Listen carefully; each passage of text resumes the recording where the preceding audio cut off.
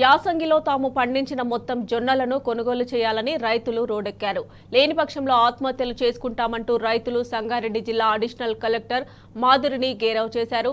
నెల రోజుల పైబడి జొన్నలు కేంద్రంలోనే ఉన్నాయని వాపోయారు. కొనుగోలులో జాప్యం జరుగుతోందని రైతులు ఆగ్రహాన్ని వ్యక్తం చేశారు. గత ప్రభుత్వ హయాంలో ప్రతి జొన్న గింజను కొనుగోలు చేశారని రైతులు గుర్తు చేశారు. త్వరిగతిన కొనుగోలు చేయాలని, లేని పక్షంలో ఆత్మహత్యలు చేసుకుంటామని హెచ్చరించారు రైతులు.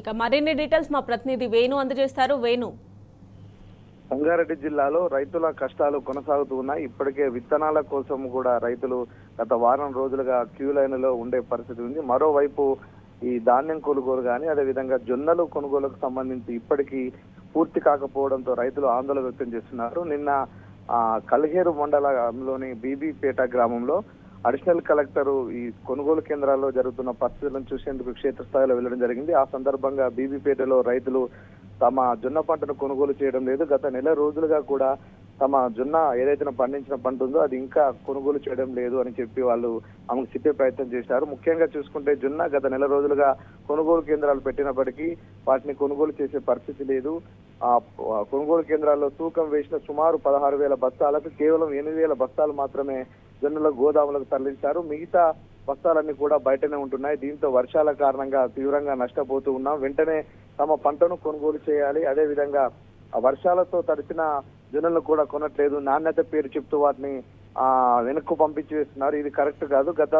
గత ఏడాది అన్ని జొన్నలను కూడా పూర్తిగా కొనే పరిస్థితి ఉంది. కానీ ఈసారి గత నెల రోజులుగా మనం జొన్నల కొనుగోలు కేంద్రాల వద్ద వేచి చూస్తున్నాం. కొనుగోలు చేసే పరిస్థితి లేదు. తూకం వేసినా కూడా వాటిని మళ్ళీ గోదాములకు వేసే పరిస్థితి లేదు.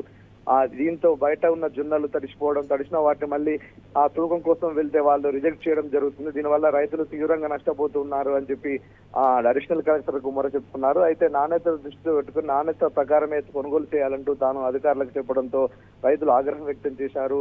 పూర్తిగా పంట నెల రోజులుగా కొనుగోలు చేయక నిర్లక్ష్యం చేశారు. మరో ఈ నెల 31 వరకు మాత్రమే కొనుగోలు కేంద్రాలు ఉన్నాయి. సగం పంటలు కూడా రోడ్డు మీద ఉన్నాయి. కొనుగోలు చేసే పరిస్థితి లేదు.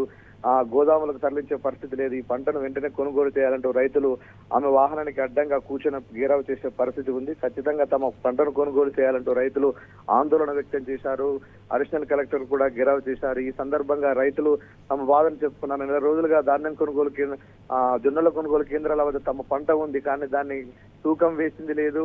అదేవిధంగా తూకం వేసిన పంటను కూడా గోదాములకు తరలించలేదు. కల్హేరు, సిర్గాపూర్ వివిధ ప్రాంతాల్లో ఈ జొన్నల పంట ఏదైతే ఉందో దాన్ని ఇంకా కాంటాలు వేసి అది బయటనే ఉండే పరిస్థితి ఉంది. దాంతో వర్షాలకు తడుస్తూ ఉంది. వర్షాలకు తడిసిన జొన్నలను మళ్ళీ కొనుగోలు చేయడం లేదంటూ వాళ్ళు ఆందోళన వ్యక్తం చేశారు. దీంతో కొందరు రైతులు తాము ఇట్లా చేస్తే ఈ ప్రభుత్వము కాంగ్రెస్ ప్రభుత్వం రైతు ప్రభుత్వం అని చెప్పుకుంటుంది. కానీ క్షేత్రస్థాయిలో చూస్తే చాలా ఇబ్బందులు పడుతున్నాము. తమ పంటను కొనుగోలు చేయకపోతే తమకు ఆత్మహత్య శరణం అంటూ వాళ్ళు ఆమెకు చెప్పే పరిస్థితి ఉంది. ఆత్మహత్య చేసుకుంటాం తమ పంటను కొనుగోలు చేయకపోతే ఖచ్చితంగా రైతులందరూ ఆత్మహత్య చేసుకునే పరిస్థితి వచ్చిందంటూ చెప్పే పరిస్థితి ఉంది. మొత్తంగా దీంతో రైతులు తీవ్రంగా ఆగ్రహం వ్యక్తం చేయడంతో వెంటనే దానికి సంబంధించి మార్క్ఫైడ్ అధికారులతో కూడా చర్చించి వీలనంత తొందరగా తమ పంటను కొనుగోలు చేస్తామని చెప్పి అధికారులు చెప్పినంత వరకు కూడా వాళ్ళ ఆందోళన విరమించలేదు.